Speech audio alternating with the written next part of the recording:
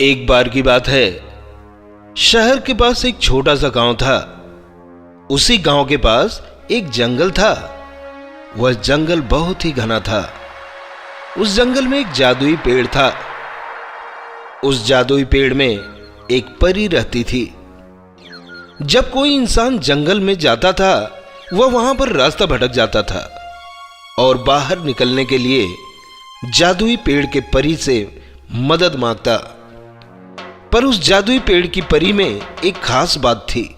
वह इंसानों को जंगल से बाहर निकलने के बदले में उनसे एक पहेली पूछती।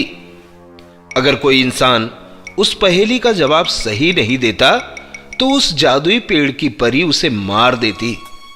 उस जादुई पेड़ की परी ने बहुत लोगों को मार दिया था, जिसकी वजह से उस जंगल में कोई जाने का नाम नहीं लेता। गांव में मोहन अपने पत्नी रंजू और बेटी रीना के साथ रहता था। मोहन का परिवार बहुत गरीब था। मोहन के पास थोड़ी बहुत जमीन थी जिस पर वह सब्जियों की खेती करता था। एक बार की बात है, बारिश न होने की वजह से मोहन के सब्जियों के खेत में सूखा पड़ जाता है और सारी सब्जियां नष्ट हो जाती हैं, जिससे मोहन के घर की हालत बिगड़ जाती है। इस बार तो बिल्कुल भी बारिश नहीं हो रही। पता नहीं इस बार घर का खर्चा कैसे चलेगा। अरे खाने तक के लिए पैसे नहीं हैं।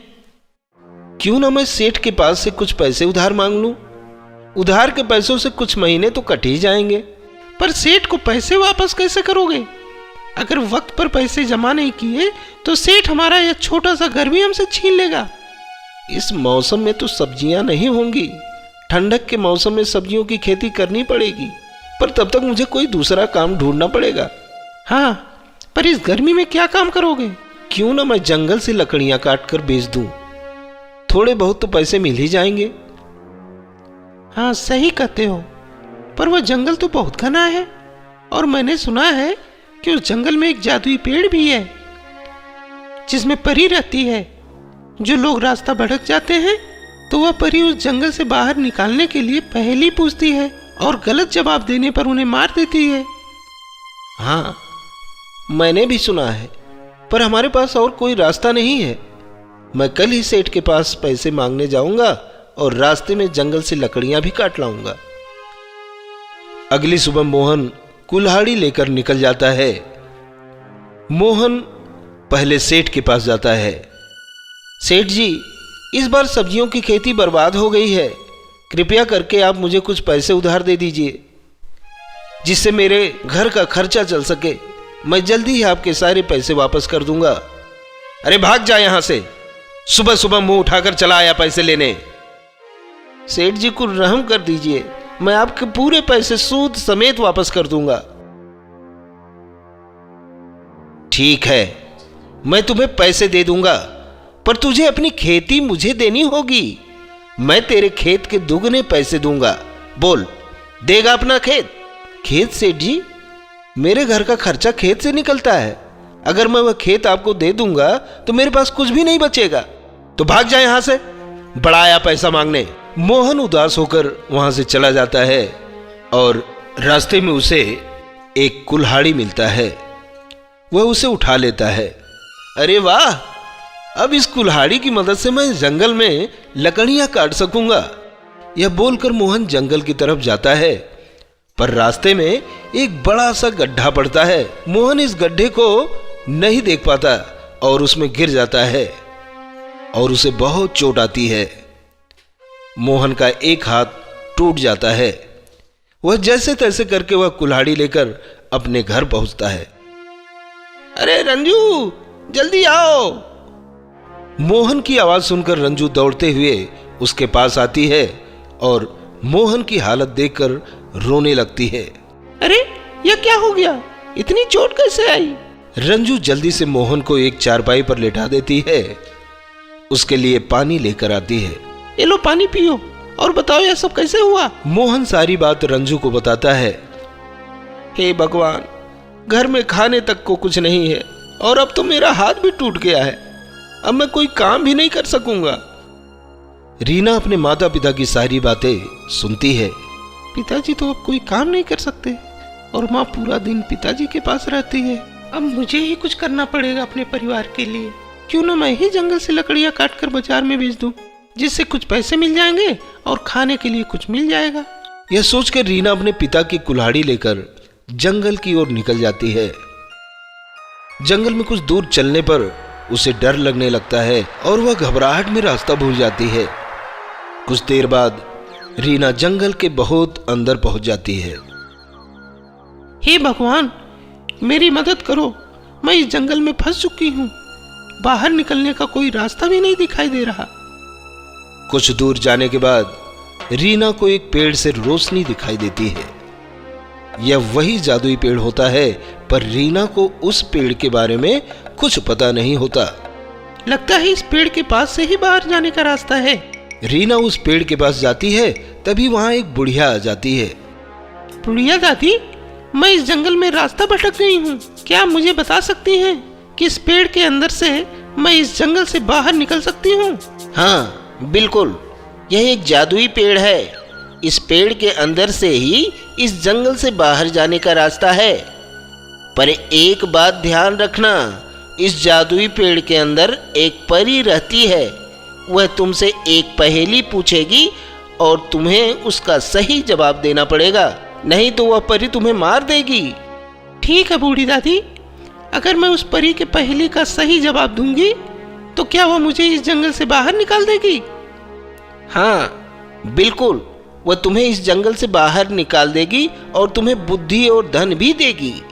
ठीक है, मैं उस परी के पहेली का सही जवाब दूंगी। हाँ, पर ध्यान से, आज तक कोई भी उस परी के पहेली का सही जवाब नहीं दे पाया है। मैं अपनी पूरी कोशिश करूंगी इस जंगल से बाहर निकल जाऊं। मेरे माता पिता मेरा इंतजार कर रहे होंगे।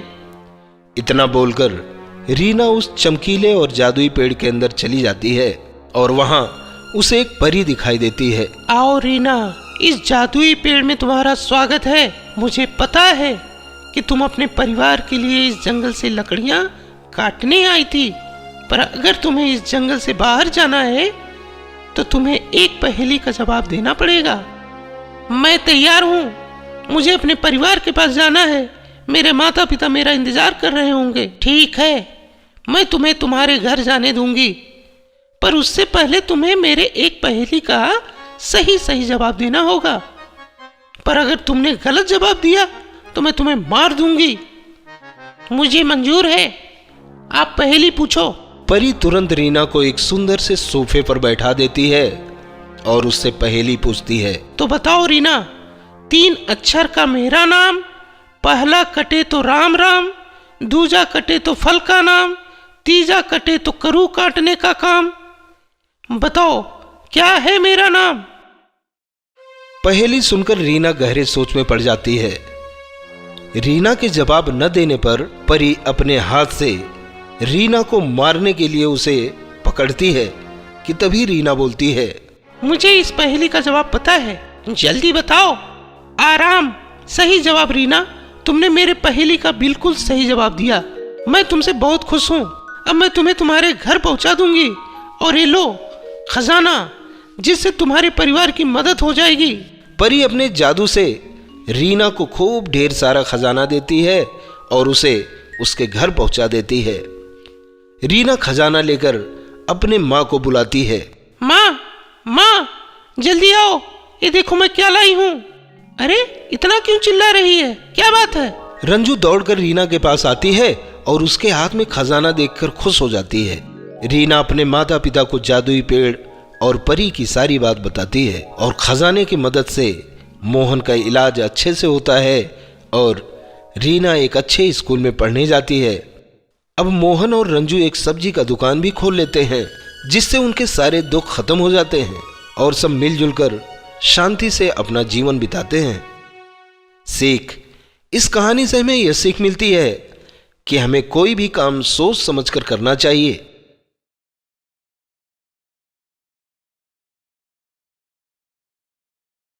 बहुत समय पहले शिवगढ़ नाम का एक गांव हुआ करता था।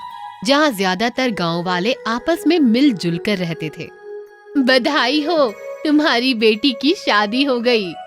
तुम्हें भी बधाई हो, तुम्हारे बेटे की बिजली विभाग में सरकारी नौकरी लग गई। इस बार हमारे मक्के की खेती बहुत अच्छी हुई है। हमारी गेहूं की खेती से भी हमें बहुत अच्छा मुनाफा हुआ। लेकिन कुछ लोग ऐसे भी थे जो दूसरों की खुशी से ज्यादा उनके दुख में खुश होते थे। सुना है मेरी पड़ोसन का पति उसे तलाक देने की बात कर रहा था। ये तो कुछ भी नहीं, मेरे नए पड़ोसी के घर रात को 3 बजे तक लड़ाई हो रही थी। मुझे तो वो सब सुनने में इतना मजा आ रहा था कि मैं रात को 3 बजे तक जागती रही। इस बार मेरे पड़ोसी की सारी फसल में कीड़े लग गए और मेरे पड़ोसी की फसल तो इतनी खराब क्वालिटी की हुई है कि मुनाफा तो छोड़ो, उसको तो मेहनताना भी पूरा नहीं हो सका। उन बुरे लोगों में से एक ही थी पूनम आंटी और उनकी बेटी पूजा। वो दोनों हमेशा दूसरों को दुख में देखकर बहुत खुश होती थीं। शादी में सब लोग मेरी साड़ी की तारीफ कर रहे थे और तेरी बुआ की साड़ी पर तो किसी ने ध्यान ही नहीं दिया। शादी में दुल्हन ने इतना मेकअप किया हुआ था, फिर भी मैं उससे ज्यादा सुंदर लग रही थी। उन्हीं के गांव में सपना नाम की एक 24 साल की लड़की रहती थी, जिसकी बहुत कोशिशों के बाद भी शादी नहीं हो पा रही थी। पूजा और उसकी माँ पूनम इस बात को लेकर उसका बहुत मजाक उड़ाती थी। दूसरी लड़कियों का तो दूल्हा घोड़े पर बैठकर आता है, लेकिन लगता है इस सपना का दूल्हा कछुए पर बैठकर आएगा और 10-12 साल में तो पहुंच ही जाएगा। सपना इस सब से बहुत दुखी होती थी। ये सब सही कहते हैं, शायद मेरी शादी कभी नहीं होगी। ऐसे ही जब हमेशा की तरह पूजा और उसकी मम्मी ने एक बार फिर सपना का मजाक उड़ाया तो वो रोने लगी।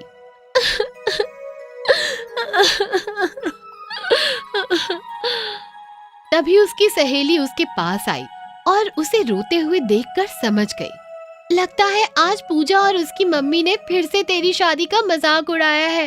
तू एक काम कर, तू 16 सोमवार के व्रत रख। तेरे व्रत से खुश होकर शिव भगवान तेरी शादी जरूर करवा देंगे। सच? 16 सोमवार का व्रत रखने से मेरी शादी हो जाएगी? बिल्कुल। और फिर अपनी सहेली की बात मानकर सपना ने अगले ही सोमवार से 16 सोमवार का व्रत रखना शुरू कर दिया। देखते ही देखते उसके 16 सोमवार के व्रत पूरे हो गए। शिव भगवान जी, आज मेरे 16 सोमवार के व्रत पूरे हो गए। अब आप जल्दी से मेरी शादी करवा दीजिए। जल्द ही शिव भगवान